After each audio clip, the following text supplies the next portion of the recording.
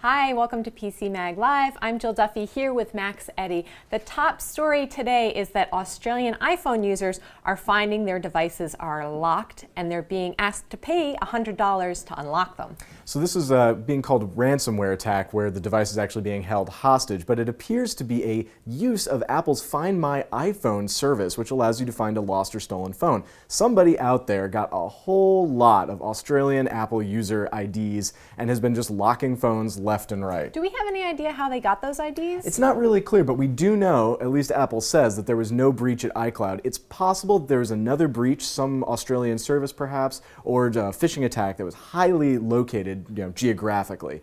What people need to do now, though, is if you've been affected by this, you should probably reset your iPhone or iPad from a previous backup. And then from there, you're going to want to change your password, which you'll probably need to do anyway. What else can people do to keep their devices safe in general? The big thing, of course, is to use a four-digit passcode or a longer passcode on an iPhone or iPad, and use two-factor authentication for iCloud. That will keep people from just being able to break in there and do this attack.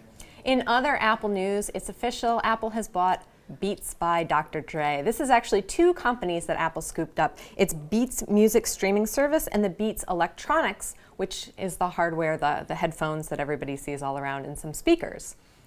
And these are very popular devices, and we've been hearing this news for a really long time, but it is official as of yesterday. I think there's some curious questions about how long other companies are going to be able to continue to use Beats in their devices. I think HP has it until 2015. Now, Tim Cook, speaking to Recode, said this was the first subscription service that really got it right. That's referring to the streaming side of Beats. We have a feeling that that's where they want to be competitive, probably with players like Spotify and Pandora. Apple doesn't really have its own streaming service right now. I mean, it has some capacities with iTunes, but I think they want something that's already pre-built and has a lot of followers, a lot of subscribers.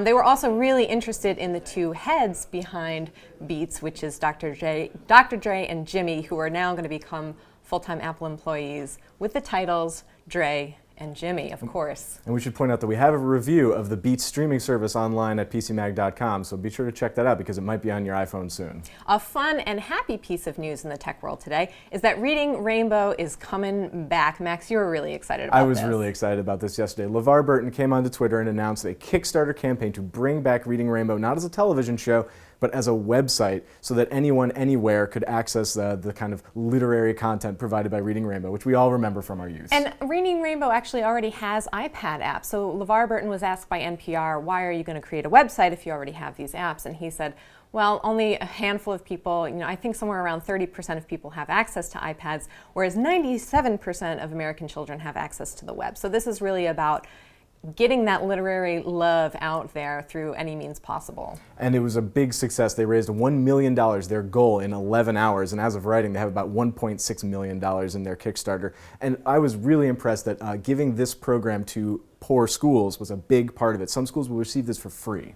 That's really awesome. That's great. Max, we have a reader question? We do have a reader question. Today's question comes from Beth, and she says, I watched the Get Organized video about organizing recipes and have a question about using Evernote and NeatDesk.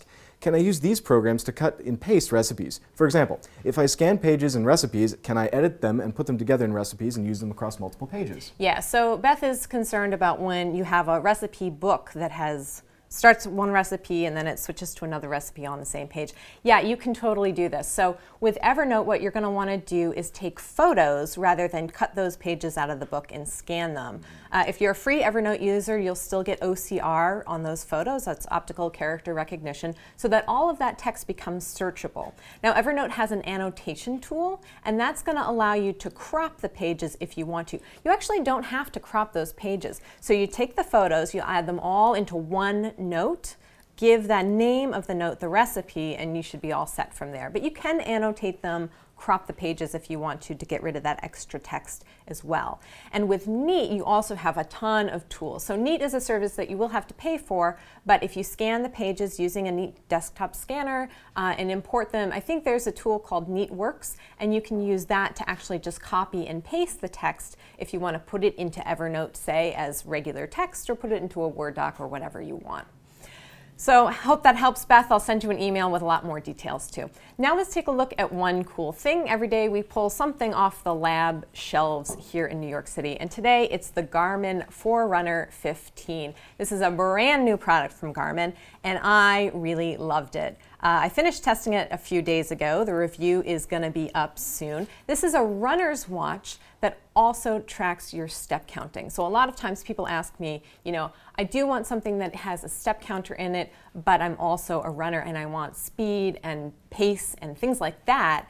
And Garmin has finally made a product that really suits both of those worlds. How'd you like it, Max? Well, I haven't actually used it. I've only been wearing it for a short time, but I really like it. It has a nice sturdy plastic build on it. Doesn't feel cheap at all. And I think this could be a real big hit with people who just want to have a good watch as well as a tracker. Yeah, I think the other thing that's nice about this watch is the price. It's $169 by itself. You can bundle it with a heart rate monitor. That's a chest strap heart rate monitor for $199. So that's really competitive with some of the other fitness activity trackers we've seen on the market.